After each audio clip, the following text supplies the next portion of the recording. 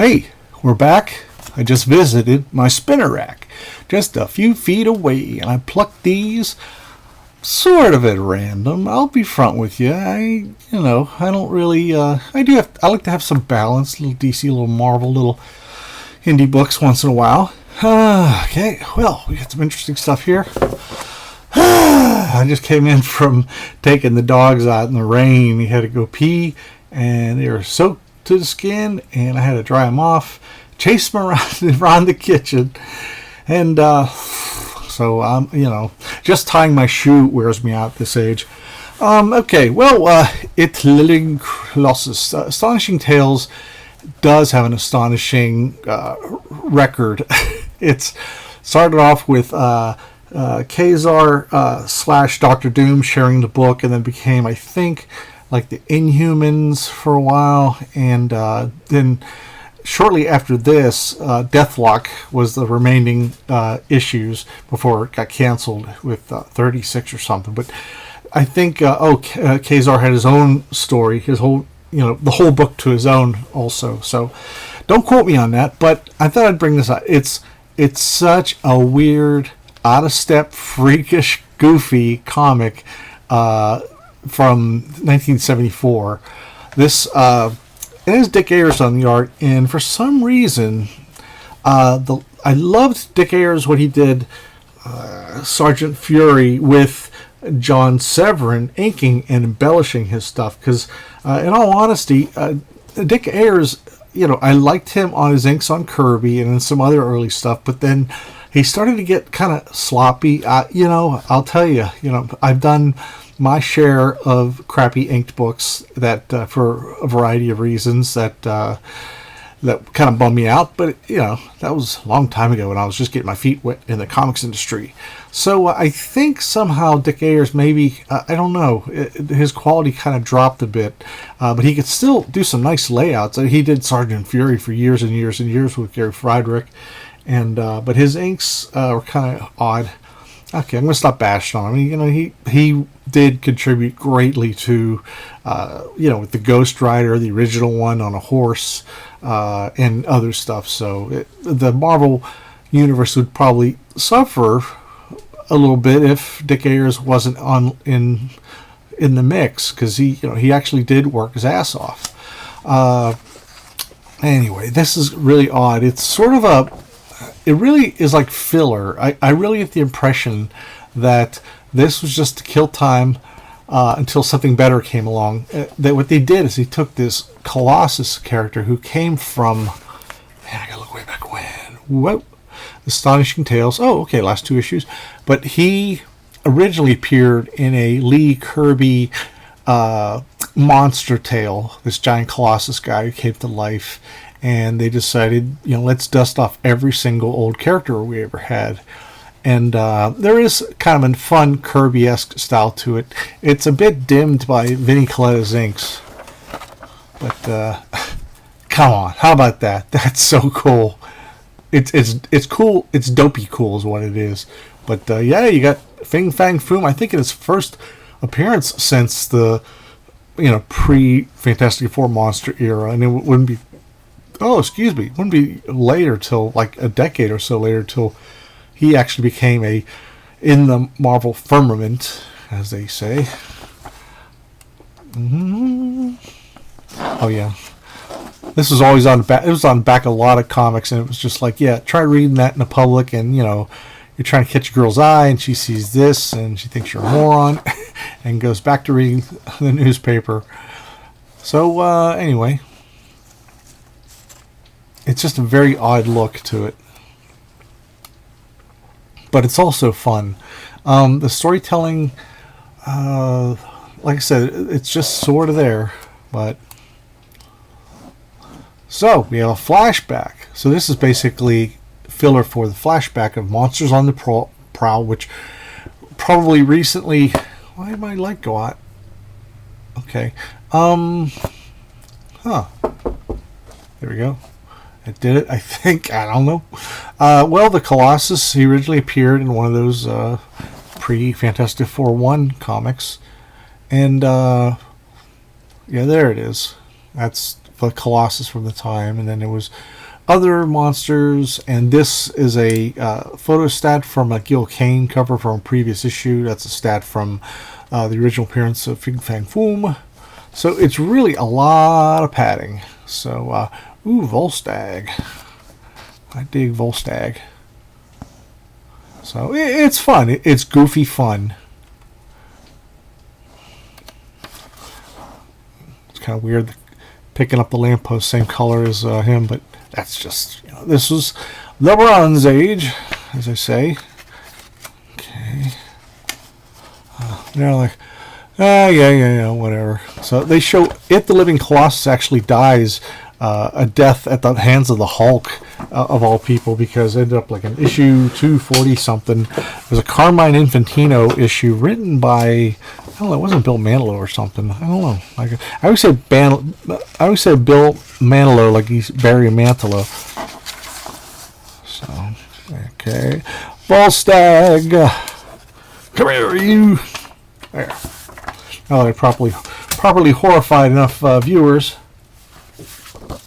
The Defenders. This is a weird book. It had superhero trappings, and the early, I guess, first 20 issues were very superheroic in a variety of reasons. And then Steve Gerber took over and really made this a great read, and not just a regular superhero read. His stuff was very much in depth.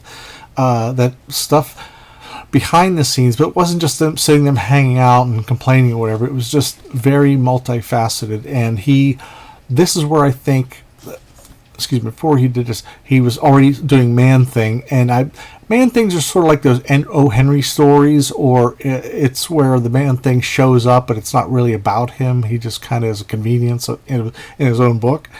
But Defenders, and also Gerber did Daredevil, which I didn't care for, but Defenders, he had a really wild spin on it, and at first I didn't like it. I was like, oh, I want more action, but something kept bringing me back every month, and it wasn't just the Gil Kane covers, although that did contribute to a lot of books I hadn't planned on reading. Here we go, Steve Gerber writer, Sal Buscema and Klaus Janson artist. Now, Sal was on for a long time. He did the Headmen story. And what stuns me to no end is how Sal can not only draw any character you give him, anywhere, like the new X-Men show up in Marvel Team Up Annual 1, and he has to do these crazy concepts that involve that Gerber comes up with. Yeah. And so it looks sort of basic now, but it gets better and better.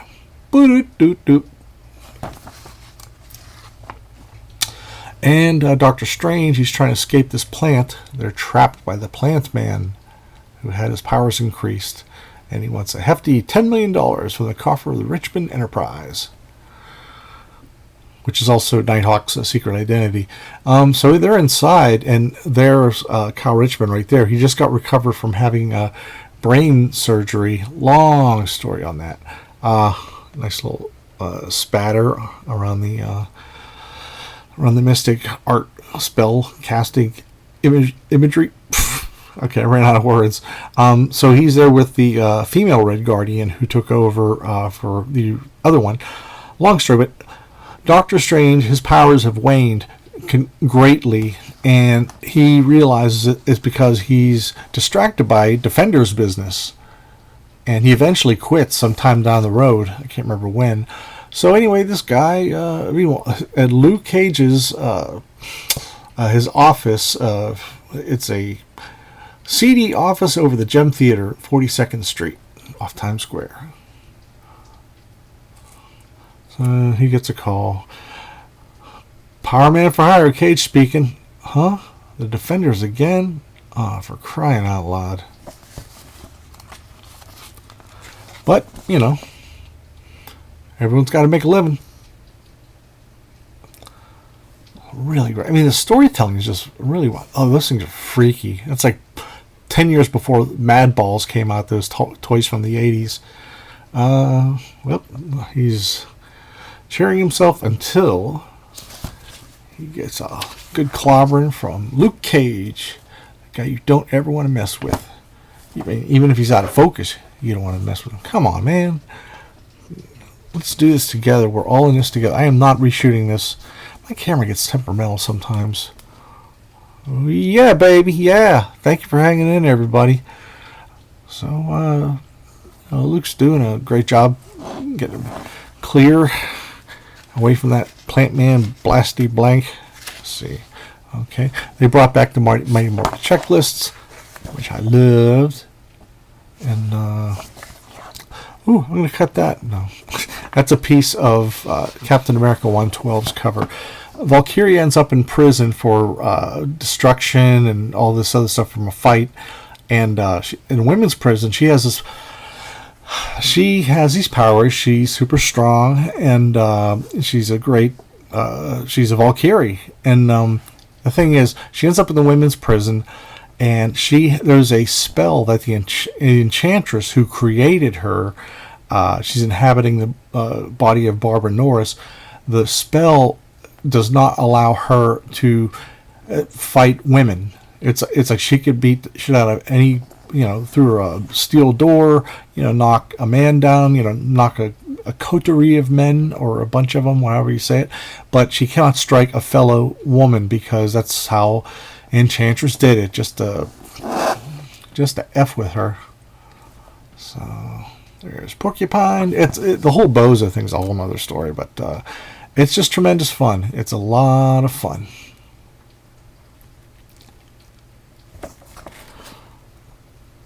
And he goes, but I can't afford to keep doing this. You expect remuneration for aiding your fellow man? I am revolted. As a Red Guardian, I am an outcast of the state, yet, lady, I've had my hassles with the state too. Enough. Can the ideological debate, will you? Debate. If you can't work for free, Cage, how about I put you on a retainer? I'm rich, remember? So that works out. Little nuances like that is really interesting. He's just not like some superhero lounging about. He's the only family. He doesn't have any family, and he has to make his living somehow. And he did get a lot of shit from that when he guest starred in like Fantastic Four and other places. But this is a beauty. This is a beauty. And only Gil Kane could be the guy who could draw the main hero getting his ass whooped and still make it for a cool cover. So here we go. We got some strap yourself in. We got some super badassery going on here with courtesy of Jerry Conway, author John Buscema and Joe Sinnott. Sinnott was also doing double duty on Fantastic Four with a very few fill-in inkers. So he was just really... right there, you can just feel the energy crackling without any special effects. You just see the weight of the way they're holding their legs and their arms, and the people are back. I like one color background characters, just a little bit of different colors for the buildings. There's no competition, and your eyes following everything flawlessly. So Absorbing Man is just one of the greatest villains, Lee Kirby villains ever. And when Tom DeFalco and Ron Frenz took over Thor for several years, they would have Absorbing Man and the Wrecking Crew and others like Juggernaut, bruisers, show up periodically, because it's like, why not? Because shortly after this, actually a while after this book became incredibly boring. It became all plot and backstory with Norse mythology mixed with gibberish mythology. And so the action kind of went away for a while there.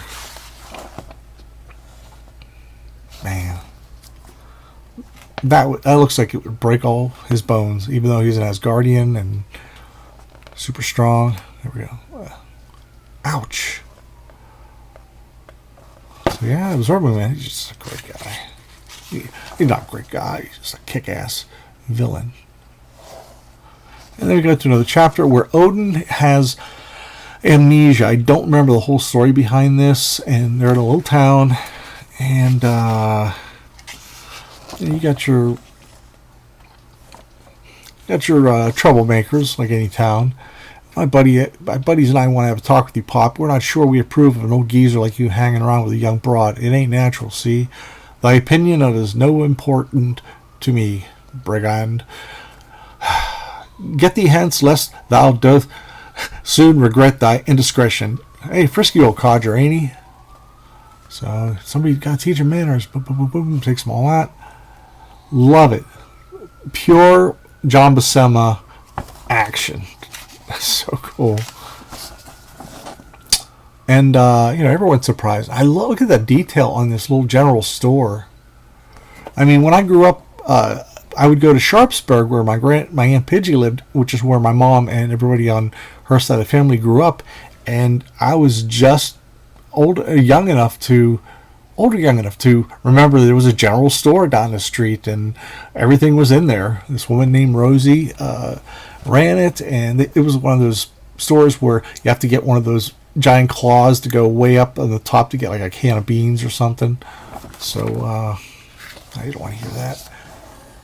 How about that? That's worthy of the Kirby Thor Hercules panel where they crushed a bus between them.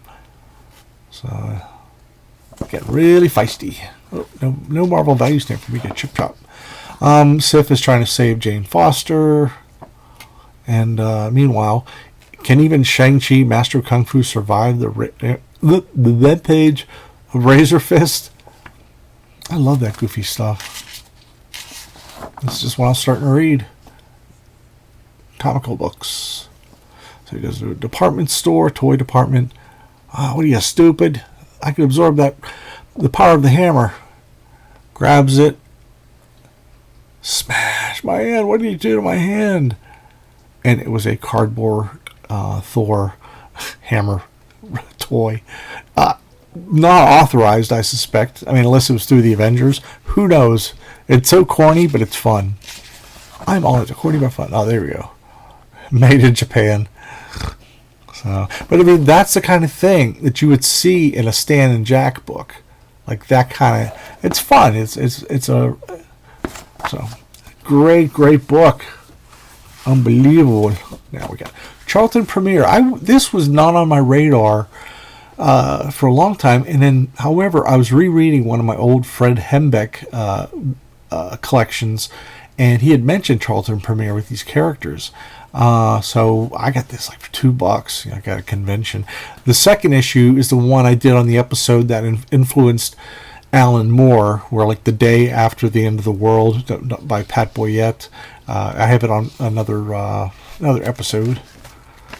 If I remember, I'll put the link in my description below. Well, here comes The Shape by Grass Green. I covered Grass Green last time, where he had done. It was the back of the Megaton comic for Megaton Comics. It was called Madman and Rubber Boy. Well, Grass Green is basically, he's a fan artist, but he does, get published in the small press, and his stuff is just tremendously fun. That's a great face. So, through some science nonsense, Shape shows up. He goes, "What are you? It's only a shape, only a shape." And he talks like a child, "Not be afraid, you friend, for you, Shay do tricks." So he's basically a plastic man. But he's got the brain of a child.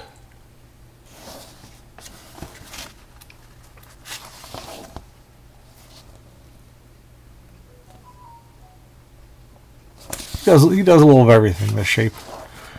It's not meant to be profound. That's a great ending there. Okay, may we have your attention? La la la la la. So they explain the reason of this book being a anthology sort of thing.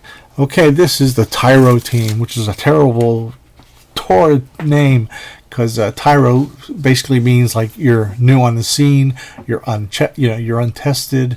It's like saying we're the amateur team, and it's created and written by Steve Skeets, but the art, the uncredited art, is a guy named two guys, Bill Monty, who did or Montez did the pencils, and Ernie Baki, whatever, he did the inks. And it's no worse than anything Charlton came out with. It's a little dry, And I hate that Croy lettering or Leroy lettering, whatever they called it way back when. And funny is, I like the EC Comics, with the horror books and everything. But that lettering makes me crazy. I hate it because it seems like everybody's shouting. So I'll get them back. So, like, yeah, kind of less than spectacular. Boy, oh boy, those posters are great in the wild. I should have bought them a long time ago at Ides Comics back in '77, but I didn't, and they're really cool. Spookman, doom doom da doom by what the hell is that name? That band I like so much that I can't remember their name. That's how much I like them. By Pat Boyette. He, along with Frank Robbins and some others, I didn't appreciate till I got older because I thought it was, wasn't. Spoon Man is from. I can't believe it. You're going to kill me. You can put it in the comments below.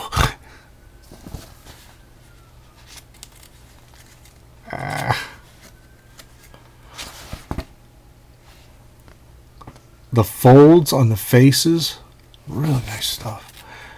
And that is, let's see. Oh, it's not in this issue, but Jim Aparo does a story in like issue 3, which I'll cover later. Now, do Tales of the Teen Titans, when Teen Titans were at their height, and then they killed off Terra, who was a real great. It was like basically their version of Dark Phoenix. It's too much to go into right now. What happened was, sales were huge, so DC and Marv Wolfman and George Perez, the co-creators of the New Teen Titans, they decided, well, why don't we come out with 2 books a month? And they had this wild idea, which was very foreign to, I was too young to understand. A lot of people had a hard time understanding that it was going to be the first comic book that would have a hardback, then a paperback a year later, like regular book publishing does. But comics never do that. So they would do, how can I put it? The main book would be on Baxter paper, be twice as much, super colors and all that. And then a year later, that same book would be reprinted on cheaper paper and less money. And so a crazy idea, but for a while it really worked. And I think that's why it became Tales of the Teen Titans. And eventually they both had original books, and then once a few, 12 issues of the Baxter books came out, then they started reprinting on Tales of Teen Titans. I don't know how long that lasted, but it was a good try. Oh my gosh, I can't stand Jericho. He's like the goofiest costume. Cool Powers, goofiest costume. George Perez, kicking ass. And with guest artist Steve Rude, the magic Steve Rude of Nexus fame. And he's done a lot of other stuff since. He's a big Space Ghost fan. He's done Birdman for DC. A little of everything. So this is an unofficial crossover that, and I wish I had the other copy of it. Eclipse Comics came out with the DNA Agents, which Mark Evanier wrote and Will Mignot drew, and Al Gordon inked it, because they were mutual admirers of each other's books. So this is their version of the DNA Agents, and the version of Titans here was in the same month on DNA Agents, but I'm sorry, I can't find it. But I didn't want to sit on this for, so it was fun. It was like a nudge wink. And they make it a great story, too. And they're, just like in DNA Agents, they're replicated people. They were made out of a test tube and not out of, the usual way.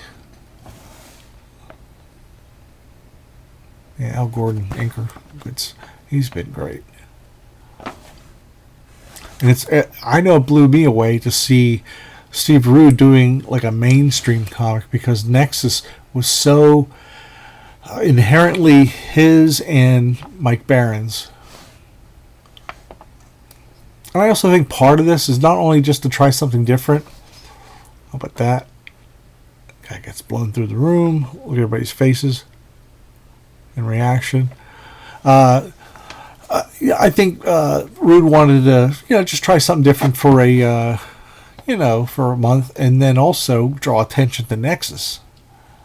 So it was like a twofer. Really good stuff. Really good stuff. Oop. Now here's the insert. They didn't mention Blue Devil came out. That was pretty cool. Flash Force 2000 Matchbox presents. This is one of the 16-page inserts that DC was doing. Robert Loring Fleming, who's only done, to my knowledge, he only did Ambush Bug, Dennis Cohen.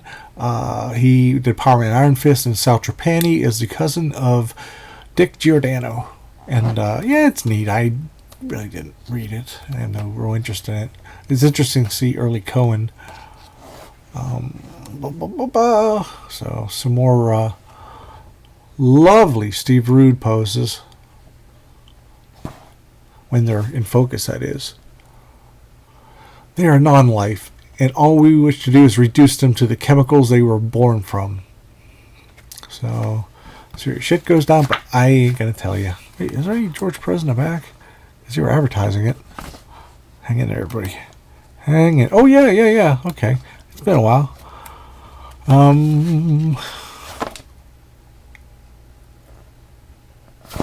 So there's a little behind-the-scenes stuff.